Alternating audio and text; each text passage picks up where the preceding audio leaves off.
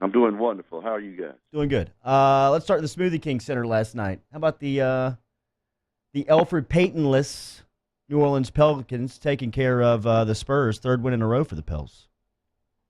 Well, I think the Pels are okay as long as this guy Davis is playing. And Peyton's a good player, but he hasn't established himself as one of the better point guards in the NBA. Obviously, he's a good player, but certainly that Pelican team with Davis, he had 18 the first half, and there was no answer for him. And a guy like that certainly makes other players around him better and gives them opportunities. It's kind of like a Drew Brees. You got Drew Brees at quarterback. It makes some of them other receivers a lot better than maybe they would be with some average quarterback. So, uh, not that I follow a lot of football, but it seems like the Pelicans have done a lot with some guys that you never had heard of that do good things at particular times of the game.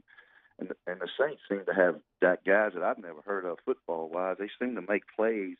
Like the other night, the Saints probably had two or three guys make plays. I didn't really know who they were. Keith Kirkwood? Yeah, the first drive featured Kirkwood, Arnold, and Carr. Dan Arnold and Austin Carr, who are not NFL names. Yeah, and I was watching the Pelicans last night. They got a couple of guys making plays last night that they don't pop me, and I'm supposed to be a basketball guy. So the point is they've done a good job of putting those teams together, and they centered around a great player. Drew Brees obviously is one of the best ever, and Anthony Davis obviously is one of the best ever. So yeah, I think both of those people that run those organizations have done a nice job structuring a team around great players, and I think they're good teams. I think the Pelicans are a good team. They're not on the caliber of the Saints in the NFL, obviously, but certainly for where they've been the last couple of years to what they're doing now, they're a fun team to watch. And if they defend on the defensive end, if they defend at all, they can score some baskets. They seem to score the basket pretty well. So if they guard, I think they win. A significant number of games, and they're better than they were last year. Yeah, it's pretty crazy, man. When you look at this West too, so the Pelicans now 10-7, they're game and a half out of first, but 12 teams right now are within 4 games of first place. 14 teams are within 5 games. So the West is only going to get crazier from here on out. Coach, another one on the Pelicans here. How about Julius Randle last night? 21 points, 14 boards, 10 assists in less than 25 minutes of play. Have you ever seen a triple-double happen that quickly? And like a 20-point triple-double. This just wasn't 10, 10, and 10. Well, you know what I like about him, and what I like of a characteristic about a lot of players that play well. He doesn't try to do things he can't do. I think he knows what he is. He's a driver. He's a tough guy around the goal. He gets offensive rebounds. He puts them back. He's a 15-and-in jump shooter.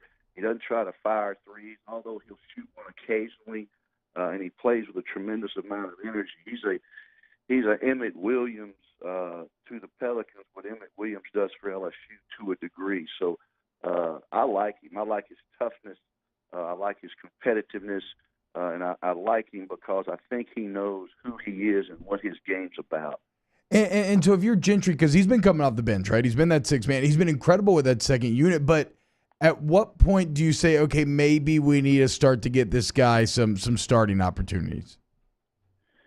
Well, I think it depends on, what Gentry wants to do when he comes off the bench with that substitute. Maybe it's better for the team in terms of him coming in the game and giving him a lift when they need it. Maybe he's a guy that doesn't really care about starting. Maybe he starts a guy that needs to start because it makes him feel better. I don't know all the dynamics in that locker room, but certainly I don't mind a guy that could be a starter that's not a starter, that doesn't mind coming off the bench. He brings something to the game, to the team, once he gets in there. Coach John Brady, a part of the LSU Sports Radio Network. Tigers taking off to Orlando today, 4-0, part of the Advocare Invitational. First game will be Thursday at 6 o'clock versus Charleston. You mentioned identity there for Julius Randle, understanding who he is. Through 4 games, have you developed or seen an identity with this LSU basketball team here in the early season? Well, I don't want to take Tremont Waters for granted because he does so many things well. I want to say first, I think he is a key to LSU's team in terms of passing the ball, scoring the ball, and the approach he has to the game, it seems to me, and being around him, he's not concerned if he's the leading scorer or the leading assist man, but certainly the last 8 or 10 minutes of the game, he's going to be involved in helping LSU win it or possibly even losing it because he's that type of player. And he's comforting for a coach to have on the floor. And sometimes we as fans or whatever my role is there, I don't want to take him ever for granted because he seems to do it every single night. So that being said, I'm a fan of I've always been a fan of Skylar Mays, and because I think of the world of him in terms of who he is, what he's about, how he plays the game, his approach. But I like these freshmen. I think these 4 freshmen are really something special. Darius Days I really like. Emmett Williams I really like. Naz Reed, obviously everybody has talked about him, but these freshmen have really brought something to this team that I think a lot of freshmen don't do. And I remember Tasman Mitchell as a freshman started from day one. Never looked like he was a freshman on the floor.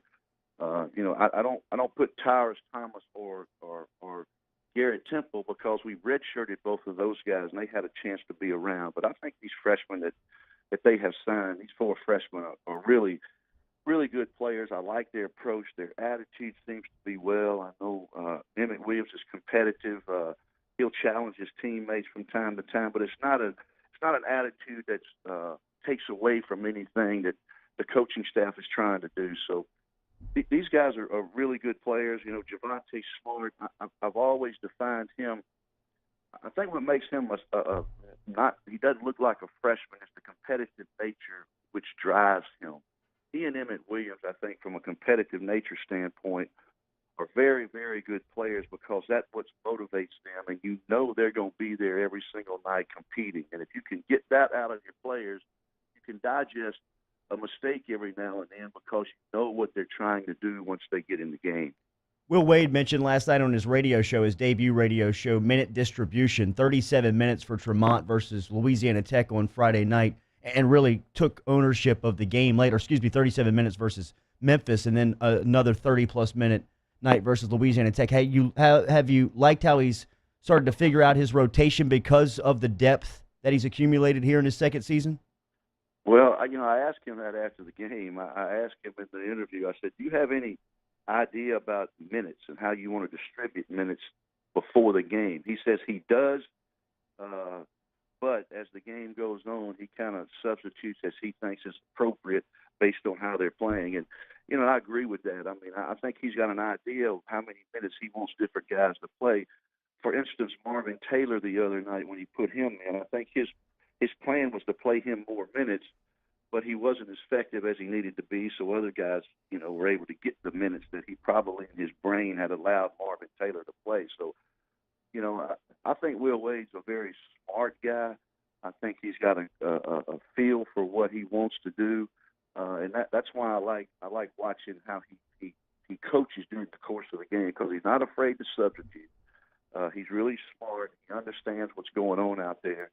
And that's why I like covering LSU and being a part of that and trying to anticipate what he may do when Chris Blair and I are doing the broadcast.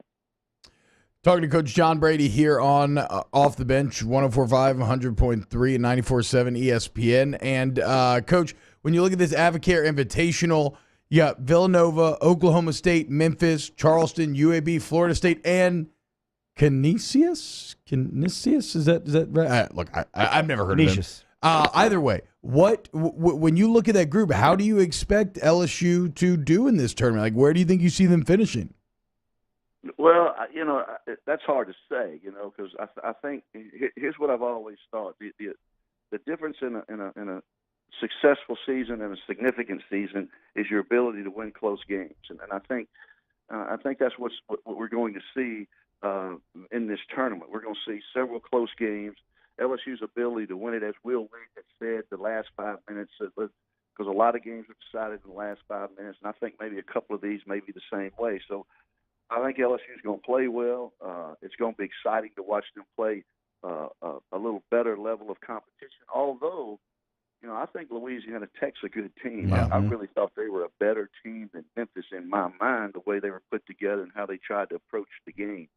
So I think the schedule has crescendoed a little bit into this tournament, and I expect LSU to play well, but I go back to what I just said. I think successful season, significant season is your ability to win 5 or 6 close games. This is an opportunity, and, of course, in the SEC. John Brady, a part of the LSU Sports Radio Network, traveling with the team today over to Orlando, will be on all the calls for the Advocare Invitational, and co-host of Colada and the Coach podcast, which we'll put out every week here on 1045ESPN.com. Coach heading up this morning will record this week's episode today and get it out on social media. Coach, talk to you this morning, man. Thanks. Okay. All right, guys.